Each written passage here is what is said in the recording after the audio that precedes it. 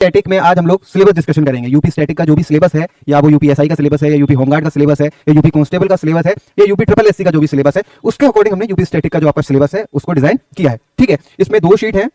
ठीक है, एक तो ये वाली शीट है जिसमें कुल 17 चैप्टर्स हैं। दूसरी शीट में आपको दिखा देता हूं जिसमें 18 से लेकर के 31 तक चैप्टर हैं। ठीक है, तो एक एक करके हम लोग बात करेंगे, एक चैप्टर पे बात करेंगे कि बेसिकली हमको पढ़ना क्या है। यूपी स्टैटिक में जितने भी चैप्टर्स हैं उन चैप्टर्स के अंदर हमको क्या क्या टॉपिक्स कवर करने हैं। तो ठीक है, हम लोग पहले चैप्टर पे आ जाते हैं। देखिए, पहला चैप्टर बिना वक्त जाया करके हम लोग चैप्टर के एनालिसिस करते हैं कि हमको एक एक चैप्टर में क्या क्या पढ़ना है। जैसे अगर हम पहले चैप्टर की बात करें, ठीक है, पहले चैप्टर की बात करें तो देखिए, पहले चैप्टर का नाम है उत्तर प्रदेश एक दृष्टि में। देखिए, उत्तर प्रदेश एक दृष्टि में, तो आपको चैप्टर का नाम सुनकर ही पता चल जाएगा कि उत्तर प्रदेश की ये एक सामान्य जानकारी वाला चैप्टर है। जैसे किसी को भी जब आप बात करते हैं तो सबसे पहले अपना इंट्रोडक्शन देते हैं।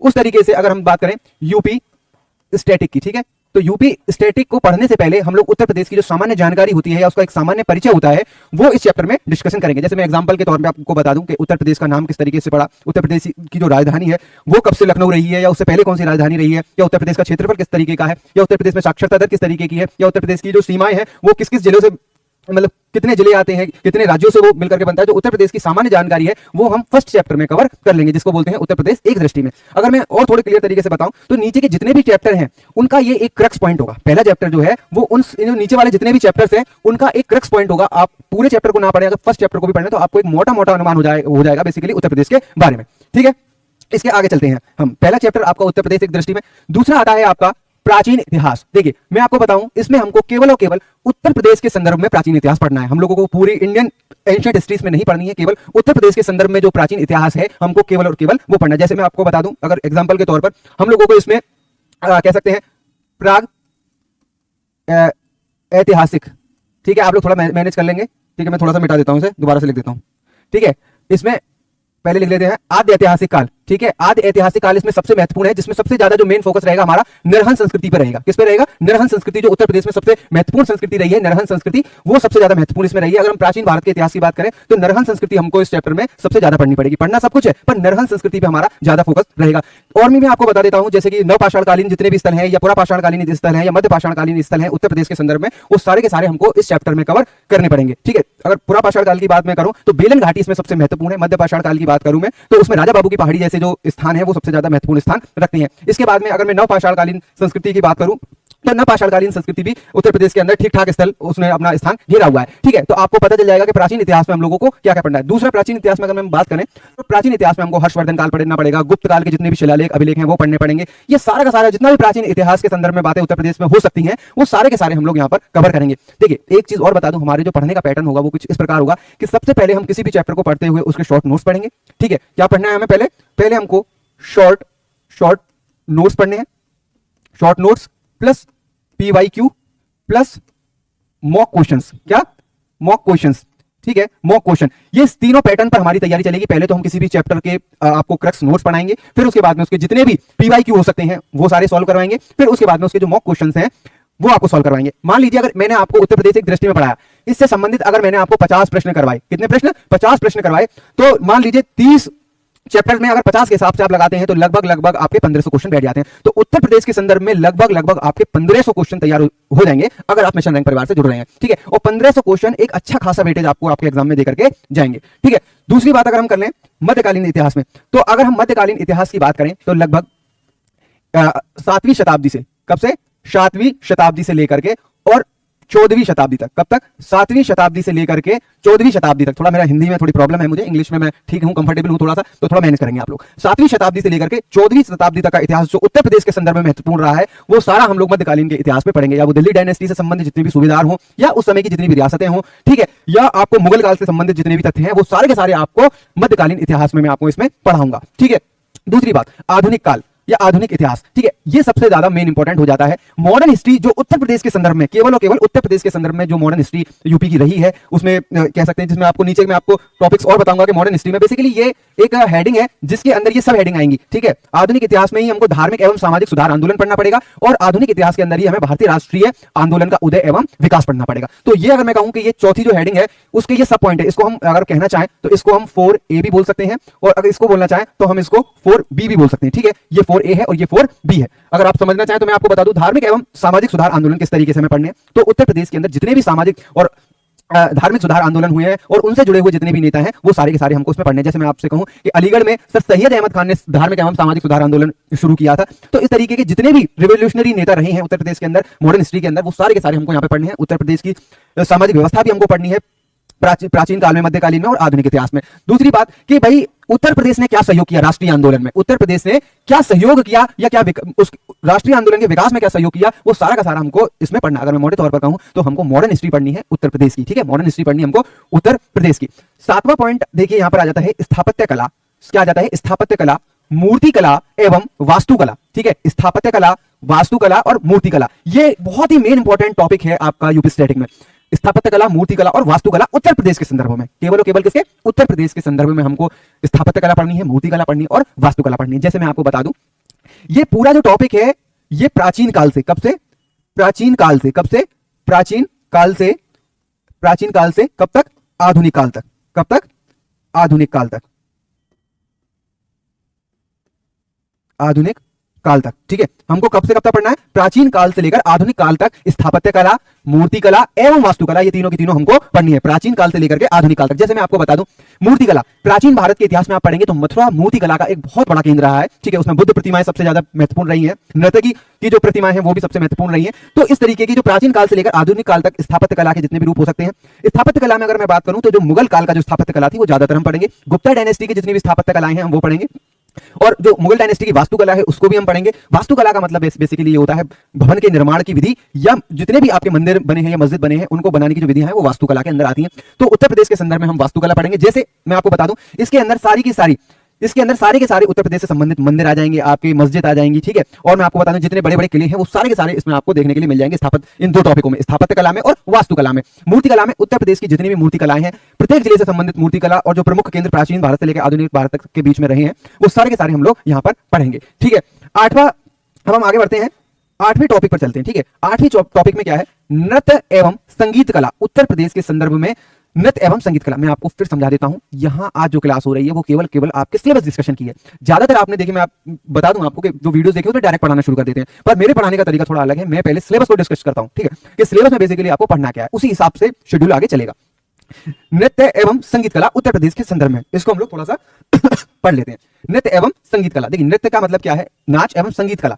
देखिए उत्तर प्रदेश के संदर्भ में जितने भी नृत्य हो सकते हैं, ज्यादा से ज्यादा नृत्य, ठीक है, वो सब मुझे यहाँ पे आपको इस टॉपिक में पढ़ाने हैं। और उत्तर प्रदेश से संबंधित जितनी भी संगीत कलाएं हैं वो भी आपको पढ़ानी। फॉर एग्जांपल आपको मैं बता दूं, अगर मैं उत्तर प्रदेश के नृत्यों की बात करूं, उत्तर प्रदेश के नृत्यों की बात करूं तो मान लीजिए पहला क्या है?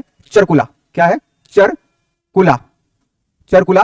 दूसरा है पाई डंडा, पाई डंडा। तीसरा है घीवर, घीवर, तीसरा घीवर है। चौथा छोलिया, छोलिया। पांचवा है छपेली, छपेली। छठा है शौरा। सातवां है रासलीला, ठीक है। आठवां है नौटंकी, ठीक है। तो इस तरीके से जितने भी नृत्य हैं ये केवल और केवल आपको एग्जांपल के तौर पे बताएं कि भाई चरकुला नृत्य उत्तर प्रदेश के किस जिले में होता है, पाई डंडा किस जिले में होता है, घीवर नृत्य कहां होता है, और ये कौन कौन सी जनजातियां, अगर कोई जनजाति किसी नृत्य को कर रही है तो उत्तर प्रदेश के संदर्भ में जितने भी ऐसे तथ्य हो सकते हैं वो सारे के सारे इस चैप्टर में आपको कवर करवाए जाएंगे। तो इस प्रकार के जितने भी नृत्य हैं, जितनी भी कलाएं हैं वो आपको बतानी है, उनका उद्भव किस तरीके से हुआ है या उनका विकास किस तरीके से हुआ है, किस क्षेत्र के वो प्रमुख लोक नृत्य हैं या उनको करने वाले कौन कौन से मुख्य कलाकार हैं, वो इस टॉपिक में हम लोग पढ़ेंगे, ठीक है। दूसरा है संगीत कला। संगीत कला की अगर हम बात करें तो संगीत कला में मुख्यतः हमको क्या पढ़ना है? तो संगीत कला में हमको मुख्यतः पढ़ने हैं घराने। क्या पढ़ने हैं? उत्तर प्रदेश के प्रमुख घराने, उत्तर प्रदेश के प्रमुख घराने हमको पढ़ने हैं। जैसे मैं अगर आपको बात करूं उत्तर प्रदेश के प्रमुख घरानों में अगर मैं बात करूं तो पहला आ जाता है लखनऊ घराना, पहला आ जाता है आपका लखनऊ घराना। दूसरा आपका आ जाता है कानपुर, कानपुर घराना, ठीक है, कानपुर घराना। तीसरा आपका आ जाता है इटावा घराना, इटावा घराना, ठीक है। चौथा आपका आ जाता है मेरठ घराना। ठीक है। तो इस तरीके के जो भी घराने हैं, ठीक है, और उनसे संबंधित जितने भी लोग हैं वो मुझे आपको समझाने। देखिए मैं केवल और केवल आपको एग्जांपल दे करके इसलिए बता रहा हूं जिससे कि आपको सिलेबस की थोड़ी सी नॉलेज हो जाए कि बेसिकली इन चैप्टर्स के अंदर हमको क्या क्या पढ़ना है। ठीक है, तो लखनऊ घराने से संबंधित अगर मैं आपसे बात करूं तो लक्ष्मण महाराज हो गए, बिंदादीन हो गए हैं, शंभू महाराज हो गए हैं, बिरजू महाराज हो गए हैं, वो सारे के सारे किससे संबंधित हैं? लखनऊ घराने से संबंधित है। वाराणसी का घराना हो गया, ठीक है, पांचवा अगर आप लिखना चाहें तो वाराणसी का घराना। ठीक है, तो इस तरीके के जितने भी घराने हो गए हैं ना वो सारे के सारे आपको संगीत कला, उत्तर प्रदेश की संगीत कला में आपको पढ़ने को मिलेंगे। दूसरी बात ये और है कि भाई इसमें हमको संगीत कला के घराने पढ़ दिए, और जितनी भी संगीत कला अकादमी है उत्तर प्रदेश के अंदर, या संगीत कला के लिए जितनी भी योजनाएं गवर्नमेंट निकाल रही है, संगीत कला को प्रमोट करने के लिए जितनी भी योजनाएं स्कीम बनाई गई है सरकार ने, वो सारी की सारी हम लोग संगीत कला में पढ़ लेंगे। आगे बढ़ते हैं। ठीक है, दूसरा है इसमें चित्रकला एवं हस्तशिल्प कला। देखिए ये सबसे महत्वपूर्ण चैप्टर हो जाता है आपका, उत्तर प्रदेश की चित्रकला, दूसरा है उत्तर प्रदेश की हस्तशिल्प कला। इसमें हमको क्या पढ़ना है? पहले जो पॉइंट है उसमें है चित्रकला। तो जैसे लखनऊ की चिकनकारी सबसे प्रमुख उत्तर प्रदेश में चित्रकला में से एक है। कुछ लोग, मैं आपका कंफ्यूजन दूर कर दूं, कुछ लोग जो लखनऊ की चिकनकारी है उसको कढ़ाई समझते हैं, नहीं वो कढ़ाई नहीं है। ठीक है, लखनऊ की कढ़ाई अलग है और लखनऊ की चिकनकारी अलग है। चिकनकारी जो है बेसिकली वो एक प्रकार की क्या है? चित्रकला है। दूसरा हस्तशिल्प कला, इसमें हम पढ़ेंगे उत्तर प्रदेश के जितने भी 75 जिले हैं उनसे संबंधित जितनी भी हस्तशिल्प कलाएं हैं। जैसे मैं आपको बता दूं, मिर्जापुर की कालीन हो गई, मुरादाबाद की जो पीतल नक्काशी का काम है वो सबसे प्रमुख है। तो और खुर्जा और चुनार का, खुर्जा चुनार और रामपुर का, तीनों में क्या सबसे ज्यादा बनते हैं? मिट्टी के जो, चीनी मिट्टी के जो है वो बर्तन बनते हैं। तो हस्तशिल्प कला से संबंधित जितने भी तथ्य हैं वो हम लोग यहाँ पर उत्तर प्रदेश के संदर्भ में कवर करेंगे। दूसरा चित्रकला, उत्तर प्रदेश में प्राचीन काल से लेकर के आधुनिक काल तक जितने भी चित्रकारी के उद्भव एवं विकास का जितना भी स्वरूप है उसको हम लोग यहाँ पर पढ़ेंगे। जैसे मैं आपको एक अगर यहाँ पे एग्जाम्पल दूं तो हम लोग जब मुगल काल पढ़ेंगे तो मुगल काल की चित्रकारी भी पढ़ेंगे। जैसे पित्रादुरा जो है वो मुगल काल की सबसे प्रमुख चित्रकारी में से है। और दूसरी घटना मुगल काल की एक बात और है कि जब अकबर के शासनकाल में ही जहांगीर ने हेरात से एक चित्रकार को बुलाया था और अकबर के दरबार में उसको पेश किया था। तो अकबर ने एक आगरा शहर में ही कह सकते हैं कि एक चित्रशाला, ठीक है, क्या खुलवाई थी? चित्रशाला, जो कि कह सकते हैं कि उत्तर प्रदेश की पहली चित्रशाला थी। कहां की? उत्तर प्रदेश की पहली चित्रशाला थी, जो कि हेरात का एक अकराना नाम का एक व्यक्ति था, उसको बुला करके जहांगीर ने और आगरा में एक चित्रकला की स्थापना करवाई थी। तो चित्रकला से संबंधित प्राचीन काल से लेकर आधुनिक काल तक जितनी भी चित्रकलाएं विकसित हुई हैं उत्तर प्रदेश के संदर्भ में, वो सारी की सारी हम लोग इस वाले टॉपिक में कवर करेंगे। मैं आशा करता हूं कि आपको चीजें समझ में आ रही होंगी। अगर आपको चीजें नहीं समझ में आ रही हैं, ठीक है, या कुछ मिस्टेक हो रही है मुझसे, तो आप कमेंट करके जरूर बता सकते हैं। और सबसे महत्वपूर्ण बात यह है कि आप लोग इस चैनल से जुड़े रहिए। अगर आप लोग इस चैनल से जुड़े रहते हैं तो ज्यादा से ज्यादा हम लोग आपको कंटेंट प्रोवाइड करवाने की कोशिश करेंगे। ठीक है, दूसरा आ जाता है इसमें भाषा एवं साहित्य। क्या? भाषा एवं साहित्य। देखिए ये सबसे इंपॉर्टेंट है, जो आजकल के फेवरेट टॉपिक्स में से हो गया है, भाषा एवं साहित्य। भाषा संप्रेषण का माध्यम है। इसमें हम लोग बात करेंगे कि उत्तर प्रदेश की राजकीय भाषा, उत्तर प्रदेश की राजकीय भाषा, राजकीय भाषा, ठीक है। दूसरा उत्तर प्रदेश का साहित्य। उत्तर प्रदेश के साहित्य से जुड़े हुए जितने भी मुख्य लोग हैं, जैसे महादेवी वर्मा हो गए, जयशंकर प्रसाद हो गए, मुंशी प्रेमचंद हो गए, उन्होंने साहित्य में किस प्रकार का योगदान किया है या उनकी कौन कौन सी कृतियां रही हैं उत्तर प्रदेश के संदर्भ में, वो हम लोग उत्तर प्रदेश के साहित्य में पढ़ेंगे। प्राचीन काल में जितने भी उत्तर प्रदेश में साहित्य लिखे गए हैं वो सारे के सारे आपको पढ़ने हैं। मध्यकालीन में जितने भी साहित्य लिखे गए हैं उत्तर प्रदेश के संदर्भ में वो पढ़ेंगे हम लोग। उनसे संबंधित जितने भी PYQs हैं वो आपको सारे के सारे मैं यहाँ पर सॉल्व करवाऊंगा। ठीक है, भाषा और उत्तर प्रदेश की राजकीय भाषा आपको पढ़नी पड़ेगी, और उत्तर प्रदेश की द्वितीय राजभाषा, ठीक है, कौन सी? द्वितीय राजभाषा, जो कि क्या है? उर्दू है। उसके बारे में भी आपको यहाँ पर पढ़ना पड़ेगा, जो कि कब से बनी है? 1989 से। उत्तर प्रदेश की जो राजकीय भाषा, द्वितीय राजभाषा है, कब बनी है? 1989 में बनी है। उसके बारे में भी हम लोग यहाँ पर डिस्कशन करेंगे। ठीक है, आशा करता हूं कि आपको चीजें समझ में आ रही होंगी। कला एवं संस्कृति से जुड़े अन्य महत्वपूर्ण तथ्य। क्या है? कला एवं संस्कृति से जुड़े अन्य महत्वपूर्ण तथ्य हो गए। तो आपको मैं बता दूं, चित्रकला, भाषा साहित्य, नृत्य कला, इनसे अलग जो टॉपिक्स रह जाएंगे वो बेसिकली हम लोग कला संस्कृति से जुड़े अन्य महत्वपूर्ण तथ्यों में कवर कर लेंगे। उत्तर प्रदेश पर्यटन स्थल, तो मैं इसमें कुछ ज्यादा पढ़ने के लिए नहीं है। उत्तर प्रदेश के जितने भी 75 जिले हैं, उन 75 जिलों में जो महत्वपूर्ण पर्यटन स्थल हैं वो हमको सारे के सारे पढ़ने पड़ेंगे। एग्जांपल के तौर पे अगर मैं बात करूं कि अगर प्रश्न आपसे पूछा जाए कि सेंट ऑल कैथेड्रल नाम का जो गिरजाघर है उत्तर प्रदेश में कहां से संबंधित है, तो वो इलाहाबाद से संबंधित है। ठीक है, तो इस तरीके के जो प्रश्न होते हैं वो हम लोग उत्तर प्रदेश के पर्यटन में, अगर आप इस चैनल से जुड़ते हैं तो मैं आपको गारंटी दे सकता हूं कि यदि आप खुद भी मेहनत करेंगे, ज्यादा से ज्यादा मेहनत करेंगे, हमारा सहयोग करेंगे, तो पेपर का जो रेंज है वो यहां से बाहर नहीं जाएगा। ठीक है, उत्तर प्रदेश के पर्यटन हम लोगों को पढ़ने हैं। दूसरी अवस्थिति एवं विन्यास, इसमें हम लोग उत्तर प्रदेश की भौगोलिक स्थिति पढ़ेंगे। उत्तर प्रदेश के अक्षांश से लेकर उत्तरी अक्षांश, कितने उत्तरी अक्षांशों में फैला हुआ है, कितने देशांतर में फैला हुआ है। ठीक है, उत्तर प्रदेश की भौगोलिक जो स्थिति है, जलवायु है, ये सारे के सारे जो पॉइंट्स हैं हम लोग इस वाले टॉपिक में कवर करेंगे।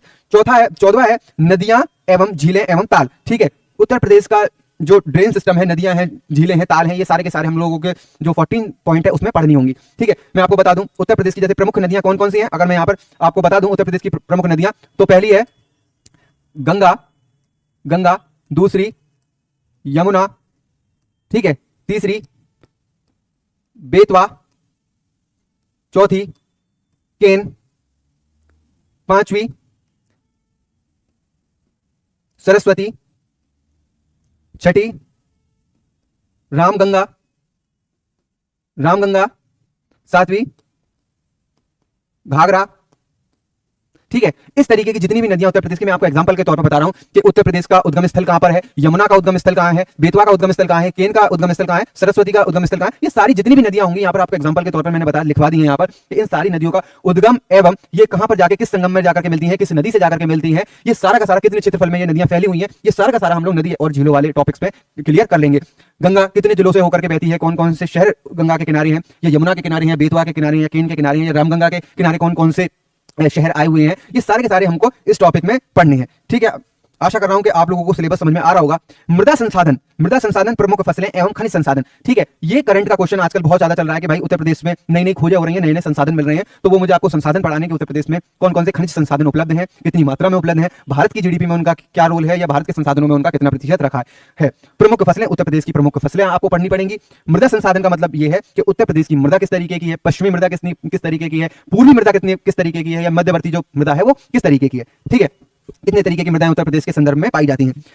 16वां आपको वन क्षेत्र, वन्य जीव, जैव विविधता, आपको इसमें उत्तर प्रदेश का वन क्षेत्र पढ़ना पड़ेगा, कितना प्रतिशत वन क्षेत्र है ये आपको पढ़ना पड़ेगा, कितने प्रकार के वन उत्तर प्रदेश के अंदर पाए जाते हैं ये आपको पढ़ना पड़ेगा। दूसरा है कितने वन्य जीव अभ्यारण्य उत्तर प्रदेश के अंदर हैं, या कितने पक्षी अभ्यारण्य कितने जो हैं वो कितने हैं उत्तर प्रदेश के अंदर, ये सारा का सारा आपको 16वें चैप्टर में देखने के लिए मिल जाएगा। कृषि एवं समवर्तीय क्षेत्र, देखिए ये भी इंपॉर्टेंट टॉपिक है। उत्तर प्रदेश का कितना प्रतिशत भाग कृषि क्षेत्र में लगा हुआ है, ठीक है। दूसरा यह है कि उत्तर प्रदेश में जो कृषि पैटर्न है, कृषि पैटर्न को क्या बोलते हैं हम लोग, कृषि पैटर्न को हिंदी में बोलते हैं शस्य, क्या बोलते हैं, शस्य प्रारूप, क्या बोलते हैं, शस्य प्रारूप। उत्तर प्रदेश के संदर्भ में शस्य प्रारूप किस तरीके का, मतलब कृषि का जो पैटर्न है वो किस तरीके का है, वो हमको यहां पर देखने के लिए मिल जाएगा। अगर देखिए सवाल किसी भी तरीके से आ सकता है, आप पढ़ करके गए हैं कृषि पैटर्न और सवाल आ गया आपका शस्य प्रारूप से, तो मैं दोनों ही भाषाओं को लेकर के चलूंगा, जो हार्ड टर्मोलॉजी है उसको भी सम्मिलित करूंगा अपने सिलेबस में, ठीक है।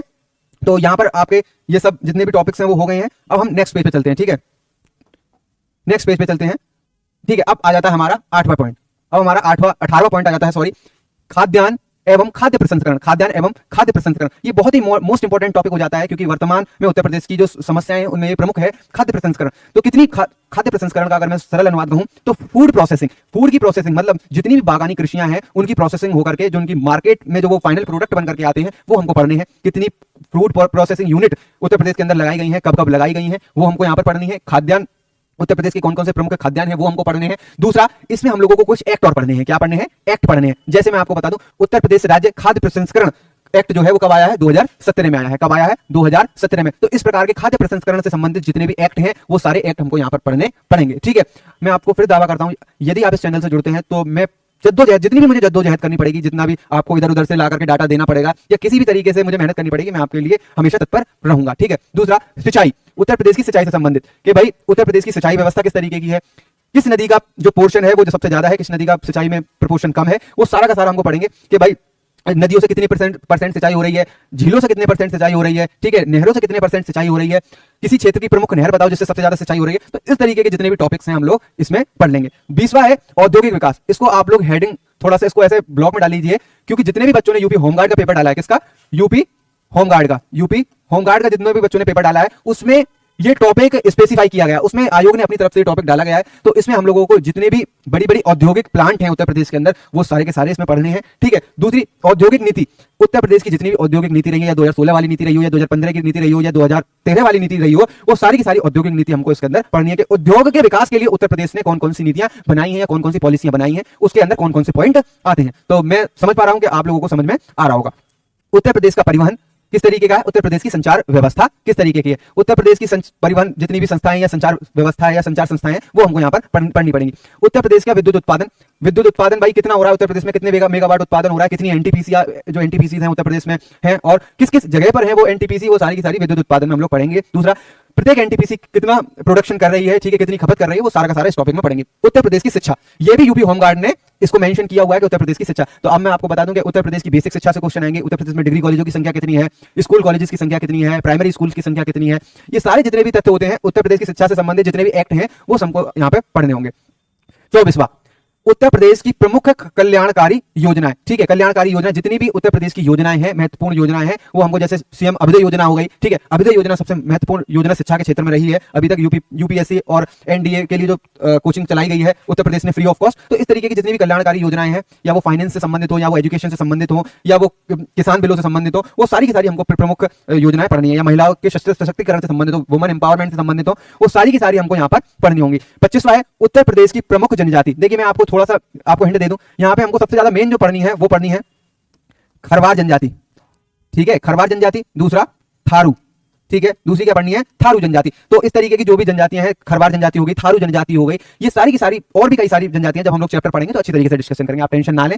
जैसे जैसे चैप्टरों का क्रम आगे बढ़ता रहेगा उस तरीके से मैं आपको चीजें आपके सामने डिस्कशन करता रहूंगा, ठीक है। तो उत्तर प्रदेश की प्रमुख जनजातियां हम लोग पढ़ लेंगे। इसके बाद में विज्ञान एवं प्रौद्योगिकी, विज्ञान एवं प्रौद्योगिकी, उत्तर प्रदेश में स्थापित जितने भी वैज्ञानिक केंद्र हैं वो हमको पढ़ने हैं, वो वैज्ञानिक केंद्र कब स्थापित हुए वो हमको पढ़ने हैं। और प्रौद्योगिकी, साइंस एंड टेक्नोलॉजी, कि भाई उत्तर प्रदेश ने साइंस के क्षेत्र में कितना अग्रणी मतलब कह सकते हैं स्थान हासिल किया है। जैसे मैं आपको बता दूं, अभी वर्तमान में ऑस्ट्रेलिया का जो सिडनी शहर है, ऑस्ट्रेलिया का जो सिडनी जगह है, वहां की जो एक यूनिवर्सिटी है वो उत्तर प्रदेश में स्थापित होने वाली है, नोएडा शहर में। तो ठीक है, इस तरीके के जो भी कॉन्ट्रैक्ट हैं जो दूसरे देशों के साथ यूपी ने कॉन्ट्रैक्ट करे हैं विज्ञान के क्षेत्र में, वो सारे के सारे हम लोग प्रौद्योगिकी में पढ़ लेंगे। दूसरा विज्ञान केंद्र, जैसे मैं आपको बता दूं, विज्ञान केंद्र में अगर मैं आपसे पूछूं कि इंदिरा गांधी नक्षत्रशाला उत्तर प्रदेश में कहां से संबंधित है, तो आप मुझे कमेंट करके बताइए, ठीक है। दूसरा प्रमुख व्यक्तित्व उत्तर प्रदेश के संबंधित में, देखिए या तो वो खेल के क्षेत्र में हो, दूसरा विज्ञान के क्षेत्र में हो, कला के क्षेत्र में हो, या साहित्य के क्षेत्र में हो। किसके? साहित्य के क्षेत्र में हो। जितने भी प्रमुख लोग रहे हैं उत्तर प्रदेश में उन सभी के बारे में हम यहां पर थोड़ी थोड़ी बातें करेंगे इस चैप्टर में। दूसरी 28वां टॉपिक जो है वो सबसे अभी तक के सबसे टॉपिकों में जो मेन इंपॉर्टेंट टॉपिक है, जिसमें से ज्यादा सवाल बनने की संभावना है, वो 2011 की जनगणना से संबंधित है। उत्तर प्रदेश की जनगणना से सबसे ज्यादा सवाल आने की संभावना इस बार बनती है एग्जामों में, क्योंकि अभी तक जो 2011 की जनगणना थी वही चल रही है, ठीक है। सुनाई में आ रहा है कि भाई 2027 में जनगणना होनी है, तब तक हम लोग इसी से अपना काम चलाएंगे, ठीक है। तो उत्तर प्रदेश की जनगणना के जो है हम लोग जनगणना संबंधित जितने भी तथ्य हैं वो यहाँ पर पढ़ने। जैसे मैं आपको बता दूं कि जैसे उत्तर प्रदेश की अगर मैं जनसंख्या की बात कर लूं, क्या जनसंख्या की बात कर लूं, तो उत्तर प्रदेश की जनसंख्या कितनी है? 19,98,12,341। कितनी है? 19,98,12,341, सॉरी 12,341। ये उत्तर प्रदेश की जनसंख्या है। उत्तर प्रदेश की साक्षरता दर कितनी है? तो मैं आपको बता दूं उत्तर प्रदेश की साक्षरता दर कितनी है? 67.7%। कितनी है? 67.7% है उत्तर प्रदेश की साक्षरता दर। अगर मैं एक और तथ्य इसमें अगर आपको बताना चाहूं कि उत्तर प्रदेश की ग्रामीण जनसंख्या का प्रतिशत कितना है, तो उत्तर प्रदेश की ग्रामीण जनसंख्या का प्रतिशत है 77.7%। कितना है? 77.7% है। अगर मैं आपसे ये कहने लगूं कि उत्तर प्रदेश की नगरीय जनसंख्या का प्रतिशत कितना है, तो नगरीय जनसंख्या का प्रतिशत है भाई 22.3% है, ठीक है। इस तरीके के जितने भी तथ्य हैं वो हम लोग जनगणना में सॉर्ट आउट कर लेंगे कि उत्तर प्रदेश का सर्वाधिक क्षेत्रफल वाला जिला कौन सा है, उत्तर प्रदेश की कम क्षेत्रफल वाला जिला कौन सा। बेसिकली हम उसको पहले चैप्टर में भी कवर करेंगे, पर डिटेल वाइज हम लोग यहाँ पर 2011 की जो जनगणना का जो 28वां चैप्टर है इसमें कवर अप करेंगे, ठीक है। वहां पर बेसिक बातें कर लेंगे पहले चैप्टर में, पर सबसे जो मेन इंपॉर्टेंट रहेगा आपके लिए 28वें चैप्टर में उसकी बात करेंगे। फिर इसके बाद में विविध तथ्य, ठीक है। विविध तथ्य में रह जाता है कि अगर हमसे कोई टॉपिक छूट जाता है या कुछ टॉपिक रह जाता है या किसी के प्रीवियस ईयर के क्वेश्चन पेपर हम नहीं लगा पाते हैं या उसकी नॉलेज हमें नहीं हो पाती है, तो हम लोग विविध वाले तथ्य से निकालेंगे उसको या फिर हम लोग पढ़ लेंगे। फिर उसके बाद में आर्थिक परिदृश्य, उत्तर प्रदेश के संदर्भ में उत्तर प्रदेश की आर्थिक व्यवस्था किस तरीके की है, आगे की उत्तर प्रदेश की आर्थिक नीतियां किस तरीके की हैं, वर्तमान में उत्तर प्रदेश की आर्थिक स्थिति किस तरीके की है, और ये कह सकते हैं कि पहले उत्तर प्रदेश की आर्थिक स्थिति किस तरीके थी, मुगल काल में उत्तर प्रदेश की आर्थिक स्थिति किस तरीके की थी। ये सारा का सारा हम लोग कहां पढ़ लेंगे? 30वें चैप्टर में पढ़ लेंगे। समसामयिकी, इसकी क्लासेस आपकी अलग से होंगी। जब मैं उत्तर प्रदेश की कह सकते हैं कि जब करंट अफेयर पढ़ाऊंगा ना, उत्तर प्रदेश का करंट अफेयर, तो वहां पे हम लोग इन चीजों का डिस्कशन कर लेंगे, ठीक है। तो मुझे लगता है कि आपको चीजें अच्छी तरीके से समझ में आ गई होंगी, ठीक है। आपको चीजें अच्छी तरीके से सामने मैंने आपको बता दी हैं, आपको समझ में आ गई होंगी। और आप लोग कमेंट करके बताइए अगर आपको कुछ समझ में नहीं आता तो।